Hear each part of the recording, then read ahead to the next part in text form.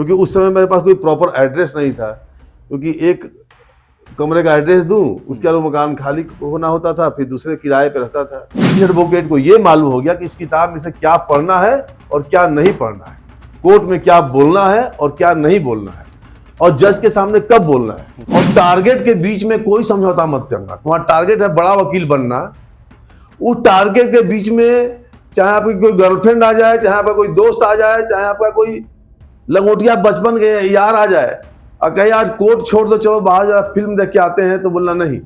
अगर आप टारगेट से समझौता कर लिए ना तो टारगेट बुरा मान जाएगा। इसलिए मैं लाया हूं लॉ लर्निंग बेंच।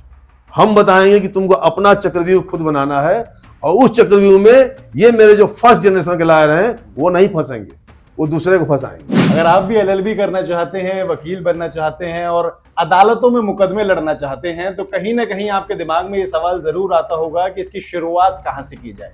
तो दरअसल अब शुरुआत करने के लिए एक नई ऑनलाइन क्लास आप लोगों के लिए आ गई है लॉ लर्निंग बेंच के नाम से, जिसमें आप ऑनलाइन पढ़ भी सकेंगे, समझ भी सकेंगे और ये भी जान सकेंगे कि आखिर वकालत करनी कैसे है, उसको उसमें जो पैंतरे हैं वो आजमाने कैसे हैं। मेरे पास जैसे ये शुरुआत हुई है लॉ लर्निंग बेंच की, मेरे साथ बात करने के लिए मिथिलेश कुमार पांडे जी मौजूद हैं और एक्सपीरियंस वकील है, सुप्रीम कोर्ट में इस वक्त जो है वो प्रैक्टिस कर रहे हैं। इनके द्वारा इसकी शुरुआत की गई। बहुत बहुत स्वागत है सर आपका हमारे साथ। मैं जानना चाहूंगा, बहुत सारे सवालों के जवाब लेंगे सर। पहले शुरुआत करेंगे लॉ लर्निंग बेंच के साथ में कि आखिर ये लॉ लर्निंग बेंच का कॉन्सेप्ट क्या है और कैसे ये आपके दिमाग में आया, उसकी शुरुआत कैसे? धन्यवाद आपका। और आपने बहुत ही अच्छे क्वालिटी का और बहुत ही उत्तम सवाल किया है। लॉ लर्निंग बेंच ये हमारे दिमाग में आज की उपज नहीं है। जब मैं शुरुआती दिनों में मैं इलाहाबाद विश्वविद्यालय से पढ़ा हूँ, मैंने स्कूलिंग बिहार से किया है, और स्कूलिंग मेरे पिताजी आर्मी में अफसर थे, वो बार बार ट्रांसफ़र होता था। उसके बाद मैं इलाहाबाद पढ़ने गया तो जिस समय मैं कंपटीशन की तैयारी कर रहा था, मैं हॉस्टल में था। फिर हॉस्टल छोड़ दिया। जब हमारा पूरा एलएलबी हो गया तो मैं डेलीगेसी में रहने लगा। तो जब मैं कंपटीशन की फार्म भरता था तो मेरे को बड़ी ही कठिनाइयों का सामना करना था, क्योंकि उस समय मेरे पास कोई प्रॉपर एड्रेस नहीं था, क्योंकि एक कमरे का एड्रेस दूं उसके बाद मकान खाली होना होता था, फिर दूसरे किराए पे रहता था, तो एड्रेस की समस्या थी। इस तरह मैंने एलएलबी किया। एलएलबी करके मैं जब दिल्ली आया तो यहाँ भी मेरे पास चेम्बर नहीं मिला, यहाँ भी वही एड्रेस की समस्या, मेरे पास अपना घर नहीं था। फिर मैं यहाँ किराए पे रहने लगा। और जब मैं सुप्रीम कोर्ट में गया तो मैंने सोचा कि मैं कहीं इंटर्नशिप करूं। पहले तो मैं आईएएस यूपीएससी की तैयारी करता था, आईएएस और बीपीएससी या पीसीएस का मैं एग्ज़ाम देता था सीरियसली, बट हमारा रह गया, नहीं हो पाया किन्हीं कारणों से। तो मेरे मन में डाउट था कि अब मैं टीचर बनूं, एलएलबी की डिग्री थी मेरे पास, या वकालत करूं। तो मैंने अपने पिताजी से पूछा कि मुझे क्या करना चाहिए। मेरे पिताजी ने हमसे कहा कि देखो, हनुमान जी के पास तो जामवंत जी थे, वो उन्हें बताते थे कि उनकी शक्तियां क्या है और कैसे काम करना है। आज की तारीख में तुम्हारे पास कोई हनुमान जी नहीं है, तुम्हें अपनी शक्तियों को खुद पहचानना पड़ेगा और क्या कर सकते हो ये अपने अंदर से खुद निकालना पड़ेगा, और देखो क्या कर सकते हो। मैंने पाया कि मैं पिताजी का हमारा ट्रांसफ़र होते रहता था, तो मैं पंजाब, असम, वेस्ट बंगाल हर जगह रहा। तो मेरे को लगा कि मेरे को हर जगह का, हर क्षेत्र का कल्चर का और लोगों के रहन सहन का आइडिया है। मैं विभिन्न स्कूलों में रहा तो हर जगह जान पहचान थी हमारी। हमें लगा कि हमें वकालत करनी चाहिए। तो इस तरह मैंने वकालत का ख्याल मेरे दिमाग में आया। जब मैं वकालत करने आया तो मैं एक बहुत ही सीनियर एडवोकेट, जिनका नाम हमेशा पेज 3 पे बड़े बड़े अखबारों में आता है, मैंने सोचा कि शुरुआत शुरू से की जाए, किसी बड़े आदमी के साथ किया जाए। बट उनके चेम्बर में मुझे जगह नहीं मिला। उन्होंने कहा कि नहीं, मेरे पास तो कोई जूनियर को रखने के लिए जगह नहीं। और मैं थोड़ा छोटे शहरों से आया था, बिहार यूपी के छोटे से ज़िले से आया था, तो मैं यहाँ कल्चर से मैच नहीं कर रहा था। फिर मैं एक और सीनियर एडवोकेट के पास गया। उन्होंने भी कहा कि आप काम कर लो, बट तुम्हें कुछ हम इंटर्नशिप का पेड इंटर्नशिप नहीं रहेगा। मैंने वहाँ कुल 2 दिन काम किया। 2 दिन में वही बोलते थे कि फाइल उठा के मेरे पीछे पीछे चलो। तो फिर मेरे को लगा जब गुरु ही बनाना है तो लीगल फील्ड में मैं किसी को गुरु बना सकता हूँ। तो सुप्रीम कोर्ट के जो बड़े जजेज हैं उनकी मैंने थोड़े से उनके बारे में पढ़ा, जो आज की डेट में जज नहीं थे।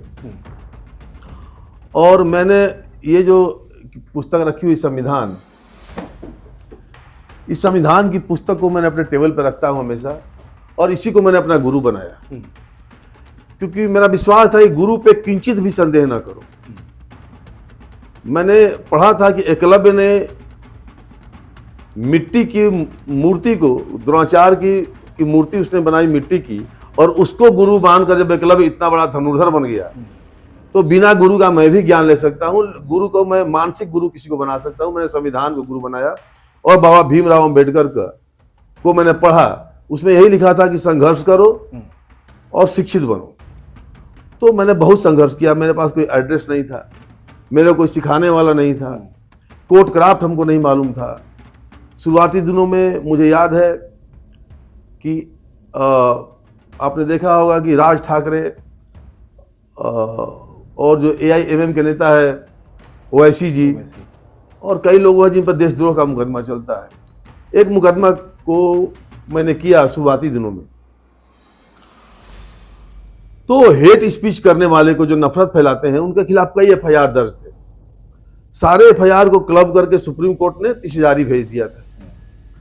उसमें ये हेट स्पीच देने वाले को, जैसे राज ठाकरे हुए या उद्धव ठाकरे हुए या ओवैसी हुए, ऐसे लोगों के खिलाफ कई वारंट थे, bailable warrant, non bailable warrant, but उनका कुछ हो नहीं रहा था, उनकी क्वेश्चनिंग की बहस चल रही थी। तो जब मैं एक पक्ष की तरफ से मैं भी आर्गुमेंट कर रहा था, हमने कहा कि नहीं, उन्होंने हेट स्पीच दिया है। एक पक्ष कह रहा था कि हेट स्पीच दिया है, समाज में नफरत फैल रही है, इनको जेल जाना चाहिए। लेकिन जब मैंने देखा कि उसमें एक प्रावधान, एक सीनियर एडवोकेट आए, उन्होंने बोला कि ये FIR ही गलत है। वो अगला आदमी कह रहा है कि हाँ हमने हेट स्पीच दिया, उसे दंगे भड़क रहे हैं, उसके बावजूद एक सीनियर एडवोकेट बोल रहा है कि FIR हो ही नहीं सकती। उस समय एक धारा होती थी, एक किताब होता था CRPC, क्रिमिनल प्रोसीजर, जो आज बन चुका है भारतीय नागरिक सुरक्षा संहिता। उसका सेक्शन 217 आप पढ़ेंगे, इधर किताब होगी, तो ये भारतीय नागरिक सुरक्षा संहिता जो बना है, इसका 217 सेक्शन, और पुराने वाले किताब की 196, उसमें लिखा है कि कोई कितना भी बदनीयती से कैसा भी भड़काऊ भाषण दे, राज्य के खिलाफ बोले, राष्ट्रपति के खिलाफ बोले, प्रधानमंत्री के खिलाफ बोले, स्टेट के खिलाफ बोले, राज्य को में दंगा फैला दे, फिर भी उस पर तब तक केस नहीं हो सकता है जब तक स्टेट गवर्नमेंट की परमिशन न हो या सेंट्रल गवर्नमेंट की परमिशन हो। तो FIR तो हो गया, लेकिन परमिशन का अभाव था, और सारे FIR क्वैश हो गए, सारे लोग छूट गए। मैंने बोला तो बड़ा अच्छा है यार, तो इसके लिए क्या करना चाहिए? तो मेरे को लगा इसके लिए एडवोकेसी स्किल्स की जरूरत है। ये काफी पुरानी बात है, 8-10 साल हो गए, एडवोकेसी स्किल्स। और फिर जब मैंने कोर्ट में देखा कि छोटे एडवोकेटों को, जो नए शहरों से आए हैं, छोटे शहरों से आए हैं, उनकी सुनी नहीं जाती है कोर्ट में। सुप्रीम कोर्ट में आप ऐसा मानिए कि जैसे आप मंदिर में खड़े हैं भगवान के दर्शन के लिए, मान लिया वैष्णो देवी में खड़े हैं जहाँ बड़ी भीड़ है, या बैजनाथ बाबा बैजनाथ धाम में खड़े हैं, वैष्णो माता के यहाँ खड़े हैं, वहाँ बड़ी भीड़ है, साईं दरबार में शिरडी में खड़े हैं, वहाँ भक्तों की लाइन लगी है। दो तरह के भक्त, एक जो VIP हैं वो पीछे से गेट से आते हैं लाल बत्ती में, वो दर्शन करके चले जाते हैं और भगवान को बड़े आराम से दर्शन करते हैं, तमीज से पूजा करते हैं, पुजारी उन्हें ढेर सारा आशीर्वाद और प्रसाद देता है। एक भक्त है जो लाइन में खड़े होते हैं, वो धक्का मुक्की हो रहा, अचानक एक धक्का आता है और एक भक्त सीधे भगवान के सामने वो धक्के में चला गया, और जब तक वो भगवान को चरण छुए एक और धक्का आता है और वो मंदिर से बाहर। वो समझ नहीं पाया कब मैं भगवान के पास गया और कब ये बाहरी आ गया। ठीक बात है।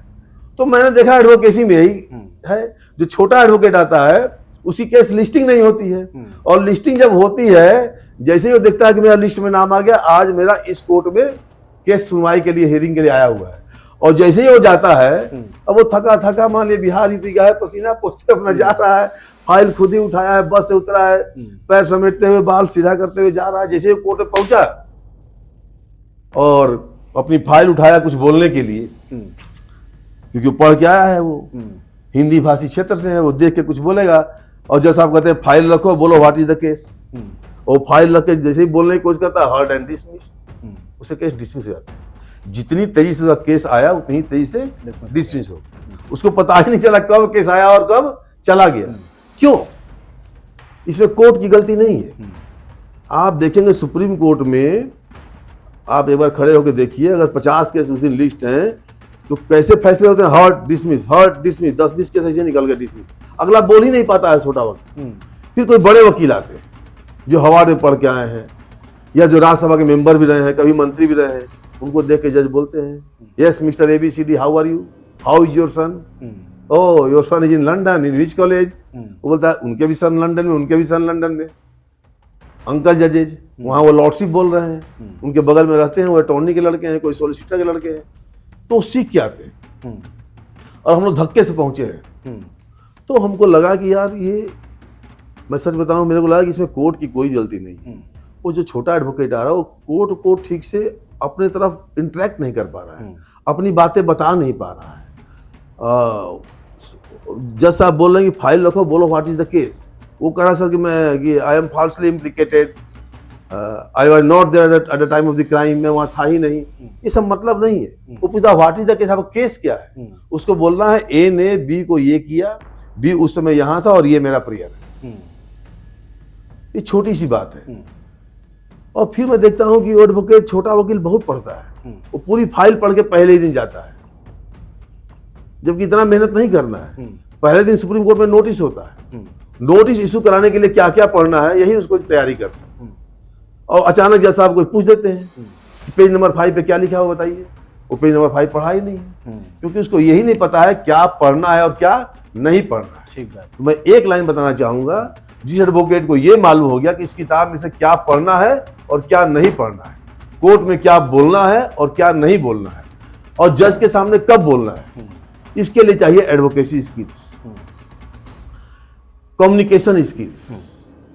और फिर मैं देखा कि छोटे वकील जो हैं, छोटे सरसाए हैं, वो हमेशा बसों में और मेट्रो के ट्रेन में धक्के खा रहे, बड़े क्यों नहीं बन पाते? क्योंकि वो रहते हैं उसी संगत में।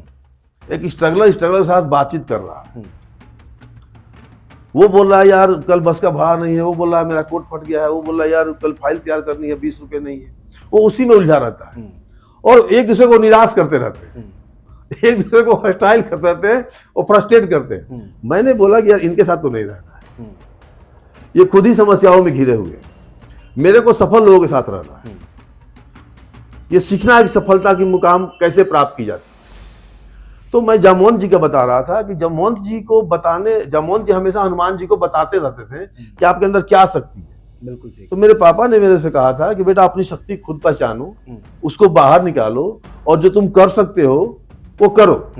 क्योंकि इंसान का दिमाग, हर इंसान के शरीर में भगवान ने सबको 24 घंटे दिए, भगवान ने कोई भेदभाव नहीं किया। बिल्कुल ठीक है। सबको 2 आंख, सबको 2 हाथ, सबको 2 पैर दिए। और जो बड़े एडवोकेट हैं हमारे, मैं किसी का नाम नहीं ले सकता हूं, या जो बड़े जजेस हैं जिनकी fees 25 lakh rupees per hearing है, जैसे हरी सालवे हो गए, कपिल सिब्बल साहब हो गए, और भी कई एडवोकेट हैं, उनके भी 2 हाथ 2 पैर हैं। उनके शरीर में जितनी हड्डियां हैं उतनी हड्डियां मेरे भी शरीर में है। जो डिग्री उनके पास है वो मेरे पास भी है। तो मैं वो चमत्कार क्यों नहीं कर सकता? मैं उन सपनों को क्यों नहीं छू सकता? इसलिए कि उन सपनों को छूने के लिए हमें मेहनत करना पड़ेगा। और वो मेहनत ऐसे नहीं होगा कि दिन भर पढ़े तो हमें पता ही नहीं, जो पढ़ा वो कोर्ट में आना ही नहीं, पूछा ही नहीं जाना है। तो इसके लिए चाहिए एडवोकेसी स्किल। से मेरा बचपन से सपना था, बचपन से मतलब जब से मैंने वकालत किया, तो सर मैं आपको ये बताऊं कि मैंने प्रो बोनो किया है, किसी ने हमारी मदद नहीं की है, मैं अपना पैसा लगा रहा हूँ, अपने पैसे से मैंने एक अच्छा ऐप बनाया है, हिंदुस्तान का सबसे बेस्ट टेक्नोलॉजी का मैंने यूज किया है, बहुत ही बढ़िया ऐप बनाया है। वहाँ लड़के क्वेश्चन पूछ सकते हैं, वहाँ लड़के हमारे सामने ऑनलाइन अपीयर हो सकते हैं, लड़के अपनी डाउट क्लियर कर सकते हैं। आपको पता है जब एक ड्राफ्टिंग करता है कोई नॉर्मल एडवोकेट, उसको वेटिंग के लिए सीनियर के पास भेजता है, सीनियर 1.5 लाख 2 लाख लेते हैं, वो वेटिंग हम फ्री में कराएंगे उनका। और आज के हिंदुस्तान के जो जिंदा भीमराव अंबेडकर हैं, हमारे honourable former chief justice of India है KG बालाकृष्णन जी, वो बहुत ही नम्र, और मैं उनसे मेरे को बड़ी हिम्मत मिलती है। जब मेरे कंसेप्ट लेके मैं उनके पास गया, फॉर्मर चीफ जस्टिस के पास, तो एक बार वो 5 साल पहले आए थे हमारे इस ऑफिस के उद्घाटन। उस समय उन्होंने कहा था कि पांडे जी आप SC ST के लिए फ्री लीगल सर्विसेज शुरू कीजिए। तो फ्री लीगल सर्विसेज मैं करने लगा, तो मैंने कुछ एडवोकेट को रखा, उनको फ्री सर्विस देने के लिए उनको पेमेंट मैं करता था, बट वो एडवोकेट ठीक से मामले को हैंडल नहीं कर पा रहे थे। तो मेरे को लगा कि मेरे को बहुत दिनों से दिमाग में था कि ये जो LLB की डिग्री लेके आते हैं 5 साल अपने बाप का पैसा खर्च करते हैं, फिर 2-3 साल इंटर्न करते हैं, 8-9 साल करने के बाद भी वो छोटे से एडवोकेट तहसील में वो बेल एप्लीकेशन बना रहे हैं, सर्टिफाइड कॉपी निकलवा रहे हैं, छोटे मोटे काम कर रहे हैं, डाइवोर्स का एप्लीकेशन की फोटोकॉपी करा रहे हैं, कट पेस्ट कर रहे हैं। तो मेरे को लगा कि करना चाहिए। अब इसकी हिम्मत आई हमको फॉर्मर चीफ जस्टिस से मिलने के बाद। फॉर्मर चीफ जस्टिस ने बोला कि मैं आपके बच्चों का क्लास लूंगा, जो बच्चे, वो हमारा एडवाइजरी बोर्ड में है। फिर मैं एक और former chief justice of India से मिला, पटनायक साहब से।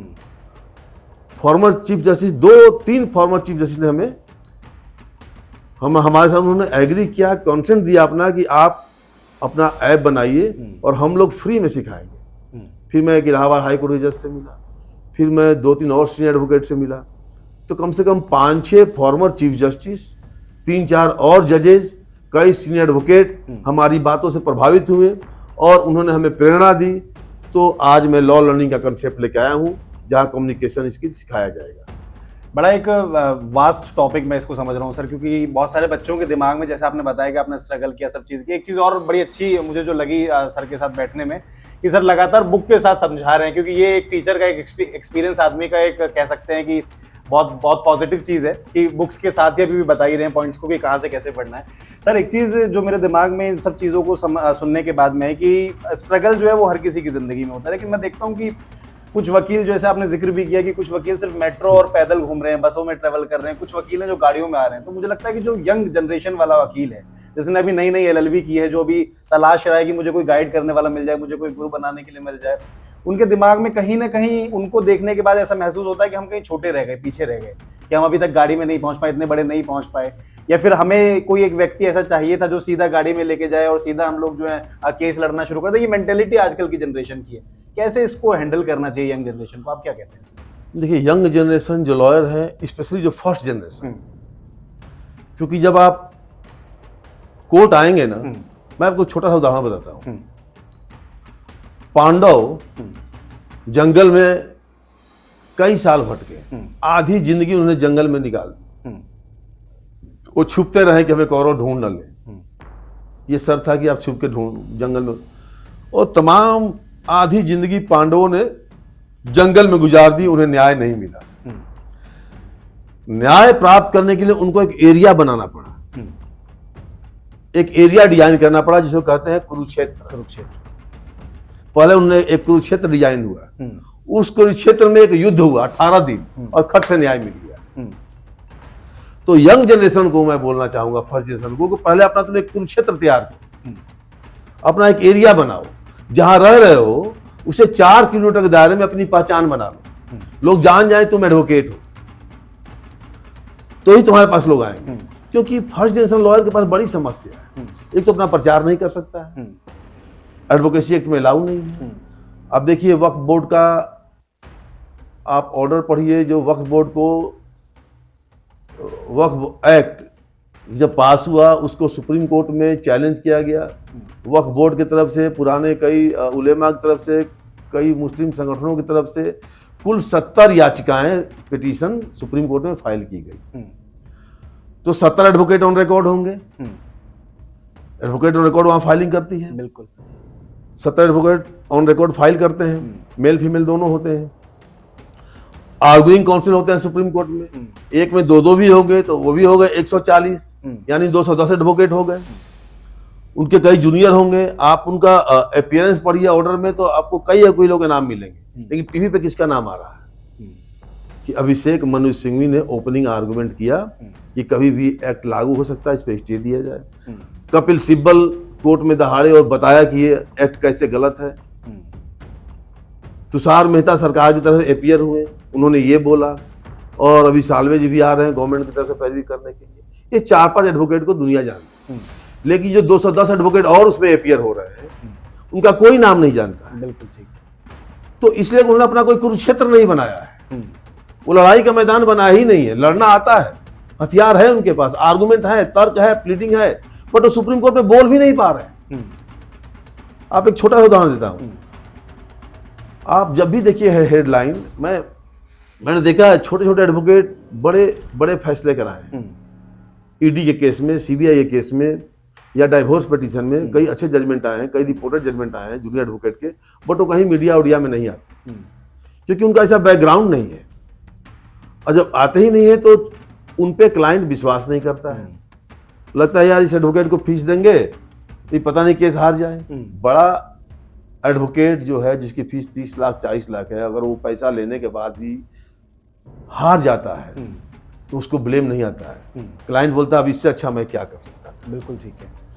आपकी तबीयत खराब हो जाए, आप मैक्स में, मणिपाल में, बड़े हॉस्पिटल में चले जाइए और वहां किसी की डेथ हो जाए तो बोलता है यार सब कुछ तो कर लिया, इतना पैसा खर्च कर लिया, आपको ये अफसोस नहीं होगा कि मैंने कुछ किया नहीं। लेकिन आप किसी गांव के डॉक्टर से इलाज करा लें और तब मर जाएं तो पूरा जमाना बोलेगा कि आपने अपने बाप का इलाज नहीं कराया, गांव में रख दिया। तो क्लाइंट को फेथ नहीं होता छोटे एडवोकेट, वो फेथ कैसे जनरेट हो, इसकी स्ट्रेटेजी हम समझाएंगे लॉ लर्निंग बेंच में। क्लाइंट आता कैसे है ये हम समझाएंगे लॉ लर्निंग बेंच में। क्लाइंट को हैंडल कैसे करते हैं ये हम समझाएंगे लॉ लर्निंग बेंच में। क्लाइंट को सेटिस्फाइड कैसे करते हैं, क्लाइंट को अब देखिए सुप्रीम कोर्ट है क्या, सुप्रीम कोर्ट ऑफ इंडिया और हाई कोर्ट भी जिंदगी जीने का वो अंतिम पायदान है। अब किसी को फांसी की सजा हो गई है और सुप्रीम कोर्ट में उसको अच्छा एडवोकेट नहीं मिला तो वो तो मर गया। अगर दुनिया में जिंदा रहना है आपको तो सुप्रीम कोर्ट ही अंतिम सीढ़ी है। अगर वहां आपने ठीक से मत्था नहीं टेका, कोई भूल चूक हो गई आपसे या आपके एडवोकेट से, तो न्याय नहीं मिलता है। तो मेरे को लगा कि सुप्रीम कोर्ट में भी एक ऐसे वकीलों की फौज होनी चाहिए जो कि हर आदमी 25 लाख रुपया पर अपेयरेंस नहीं दे सकता है। आज के जो नॉर्मल एडवोकेट हैं, छोटे शहरों से आए हैं, फर्स्ट जनरल आए हैं, वो 10,000, 20,000, 50,000 लेते हैं। अगर वो अच्छे सीख जाए तो जो काम 25 लाख वाला एडवोकेट कर रहा है वो 2 लाख 3 लाख में आराम से कर सकते हैं। तो मेरे को न्याय सस्ता, सुलभ और कॉस्ट इफेक्टिव बनाने के लिए मैं ये लॉ लर्निंग बेंच लाया और इसमें यकीन मानिए इसमें विश्व की सबसे अच्छी टेक्नोलॉजी का मैं यूज कर रहा हूँ। इंडिया, हिंदुस्तान की सबसे अच्छी टेक्नोलॉजी का मैं यूज कर रहा हूँ। इंडिया के वकालत की दुनिया के जो हिमालय है, जो 5 स्टार है, 7 स्टार है, वैसे एडवोकेट को मैं ला रहा हूँ फ्री में। मैंने उनसे हाथ जोड़ के रिक्वेस्ट किया है और आम लोग देख के मुझे हंसेंगे कि मैं क्या कर रहा हूँ। अब बहुत लोग बोलते हैं कि मेरी अच्छी प्रैक्टिस है, मेरी समझिए कि मेरा अपना ऑफिस है मुंबई में, वहाँ 8 एडवोकेट है मेरे पास और 4 क्लर्क हैं। बेंगलोर में मेरा ऑफिस है, वहाँ 2 एडवोकेट और 1 क्लर्क है। दिल्ली के ऑफिस में मेरे 5-6 एडवोकेट हैं। नोएडा के ऑफिस में मेरे 10-12 एडवोकेट और क्लर्क। 30-35 लोगों की मेरी टीम है जिनको मैं सैलरी देता हूँ और मैं रात दिन मेहनत करता हूँ क्योंकि मैं ये मानता हूँ कि अगर आपको अच्छा कपड़ा पहनना है, अच्छा खाना खाना और आराम से सोना है तो आप 9 बजे 10 बजे कोर्ट आइए और 6 बजे घर चले जाइए। आप चाय पी के टीवी देखिए। लेकिन चाहते हैं कि आपके सपनों का रंग महल सज जाए, बड़ी गाड़ियों में घूमे, बड़े बड़े लोग आपको पहचाने, बड़े बड़े मुकदमों में आप न्याय दिलाएं, गाड़ियों की एक लंबी फ्लीट हो, आप भी 5 स्टार होटल जैसे फार्म हाउस में रहें, तो ये 10 बजे 6 बजे तक नहीं, आपको सुबह 7 बजे से लेकर रात 11 बजे तक काम करना पड़ेगा। सुबह 7 बजे 8 बजे 9 बजे जब भी उठे रात भर काम करना। आप सो रहे हैं तब भी आपके दिमाग में वकालत होनी चाहिए। जब आपके दिमाग में 24 घंटे वकालत रहेगी तो आप ये जो आपके कॉम्पिटिटर हैं उनके चक्रव्यूह में आप नहीं फंसेंगे क्योंकि सुप्रीम कोर्ट में प्लीडिंग है, ड्राफ्टिंग है, फिर कब केस लिस्ट कब होना है, रजिस्ट्री क्या कर रही है, आपके सामने का अपोजिट काउंसिल कौन है, उसकी कितनी पहुंच है, उसके पास क्या क्या मतलब साधन है। आप अकेले जा रहे हैं आर्गुमेंट करने के लिए एक किताब लेके, आपके साथ एक जूनियर होगा मैक्सिमम। आप सब कुछ आपको अपने दिमाग में रखना है बहस करने के लिए। और आपके सामने कौन है, आप कभी देखिएगा वीडियो आजकल आता है सुप्रीम कोर्ट का, जो सीनियर एडवोकेट है उनके पास 20 लोगों की टीम होती है। एक ड्राफ्टिंग कर रहा है, एक रिसर्च कर रहा है, एक नोट्स बना रहा है, एक लैपटॉप लेके खड़ा है, एक अपना आईपैड लेके खड़ा है। आप बहस कर, सुप्रीम कोर्ट ने पूछ दिया यस ये घटना के समय ये आदमी कहाँ था, वो सीनियर एडवोकेट नहीं बता रहा, बगल जूनियर बोल रहा है सर कि 5 बजे सर ये पटना में था। फिर पूछ रहा है कि आपके यहाँ केस डायरी में क्या जीप का नंबर है, अब उसको नहीं याद है, दूसरा जूनियर बोल रहा है हाँ सर जीप का नंबर है, केस डायरी में ये लिखा हुआ, तो 20 लोग असिस्ट कर रहे हैं, आप उस चक्रव्यूह में फंसने जा रहे हैं। आप अकेले अभिमन्यु की तरह घुस गए सुप्रीम कोर्ट, आप हाई कोर्ट में अकेले घूम गए अभिमन्यु की तरफ, अब तो मरा जाइएगा ना। क्योंकि उधर अंकल जज जो बहस कर रहे हैं वो बड़ी ल्यूटेंट जोन में रहते हैं, बड़े बंगले में रहते हैं, वो 5 स्टार होटल में पार्टी में जज साहब से मिल जाते हैं, हाय हेलो होते रहता है, जज के लड़के से उनकी दोस्ती है, मतलब बड़े लोग हैं। और फिर जब वो बहस कर रहे हैं उनके पास आईपैड है, लैपटॉप है, कंप्यूटर है, और कई लोग आइए है सब स्क्रॉल करके बता रहे हैं कि हाँ ये लिखा जजमेंट है, बड़ी बड़ी फाइलें हैं, ट्रॉली में बैग आ रहा है। अब वो समझिए कि वो पूरा वो अब घिर गए हैं दुर्योधन के पूरे 100 लोगों के 200 लोगों के साथ, उनके पास 20 जामवंत है सलाह देने के लिए, और आप अकेले हैं, तो आपको अपना जामवंत भी खुद बनना है, आपको अपनी शक्ति खुद पहचाननी है। आज की तारीख में छोटे एडवोकेट के पास जामवंत भी नहीं है जो उसकी शक्ति बताए, जो बताए कि बेटा बढ़ो कुछ भी कर सकते हो। कोई प्रोत्साहन देने वाला नहीं है, कोई उनको इनकरेज करने वाला नहीं है, कोई ट्यूशन नहीं है कि गीता का ज्ञान ही दे दे। और दूसरी तरफ जो एडवोकेट है, सीनियर एडवोकेट, वो सॉलिसिटर जनरल का भाई होगा, अटॉर्नी जनरल का भाई होगा, उसके दादा जज होंगे, उसके बाप जज होंगे, बड़े बड़े इंडस्ट्री से क्लाइंट हैं, मुकेश अंबानी के साथ वो चाय पीते हैं, और हम राम सिंह श्याम सिंह साथ एक में 2 चाय पी रहे हैं, एक ही बिस्कुट में 2 टुकड़े खा रहे हैं। तो हम अभिमन्यु, आप उस चक्रव्यूह में घिर जाएंगे छोटे वकील, तो मर जाएंगे ना, उनका केस मर जाएगा। इसलिए मैं लाया हूं लॉ लर्निंग बेंच। हम बताएंगे कि तुमको अपना चक्रव्यूह खुद बनाना है, और उस चक्रव्यूह में ये मेरे जो फर्स्ट जनरेशन के लायर हैं वो नहीं फंसेंगे, वो दूसरे को फंसाएंगे।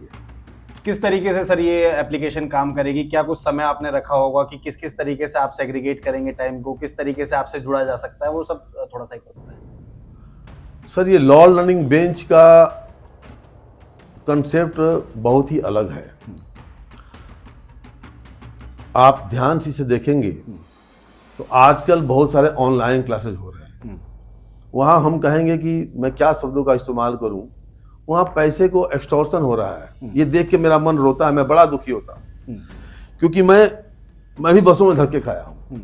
आज मेरे पास सबसे महंगी गाड़ियाँ हैं, मेरे पास भी, ये बोलने से कोई मतलब नहीं है, मतलब मेरे पास सब कुछ भगवान का दिया हुआ है, और मैंने काफ़ी कुछ अर्जित किया अपने मेहनत से। लेकिन मैं देखता हूँ कि ऑनलाइन ऐड आते हैं, बूट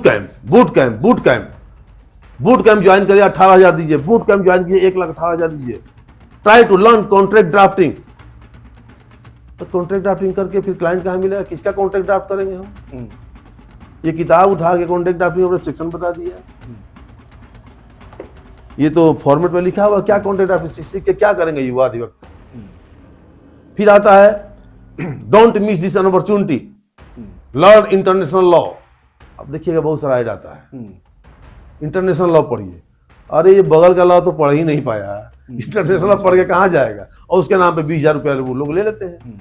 ऑनलाइन क्लासेज में कॉन्ट्रैक्ट ड्राफ्टिंग सिखाने के नाम पे, इंटरनेशनल लॉ सिखाने के नाम पे, आर्बिट्रेशन सिखाने के नाम पे वो 3 घंटे का क्लास करते हैं, वीकेंड पे कराते हैं, सैटरडे संडे 2 घंटा 4 घंटा, आप 20,000 50,000 रुपया ले लेते हैं।